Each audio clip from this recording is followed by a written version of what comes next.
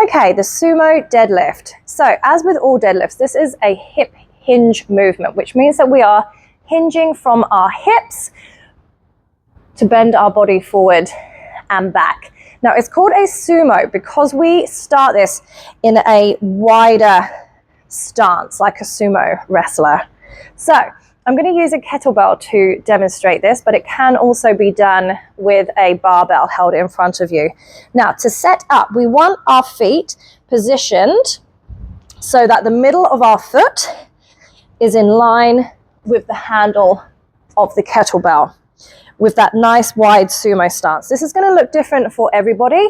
A lot of this is determined by your hip structure. So go with what feels comfortable.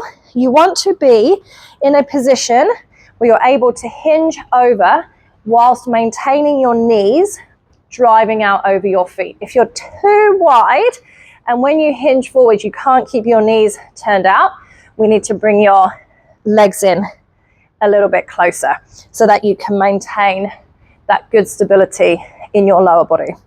So with the bar lined up to the middle of your foot, standing up nice and tall, shoulders roll back, we're going to initiate the setup by hinging from the hips. We're going to send your hips backwards and your arms are just going to come straight down until they make contact with the handle of the kettlebell.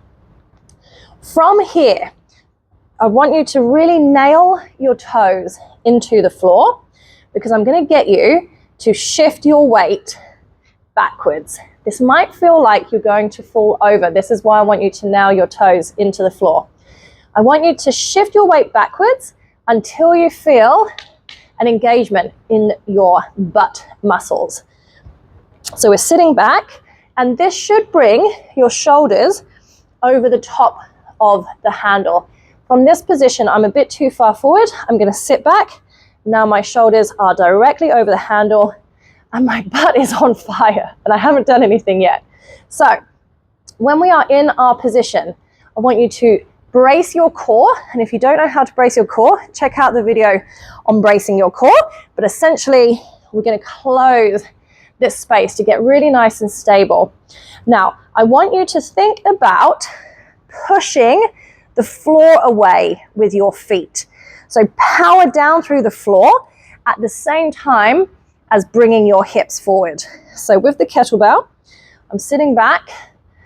I can feel the weight in my butt. Now brace. I'm going to push down through my heels and bring my hips forward. Now I'm going to send my hips backwards until the weight comes all the way down to the floor. Now I'm going to reset. So shoulders are back. I'm sitting back. Feel that tension build. Brace and push the floor away as you drive your hips forward and send your hips back. I'm going to change my angle so you can see what's going on with my back here. We want to keep a nice neutral spine. So handle is in line with my midfoot. I'm hinging my hips back. My arms come straight down and making contact with the handle. Pinning my toes into the floor. Sitting back. Now I'm in line with the handle. I'm going to brace, push, and then hinge back to the floor. Ideally, we want to be feeling this butt downwards. If you're feeling it in your low back, could be because you're not bracing enough. It could be that you're too far forward. So let me know if you have any questions.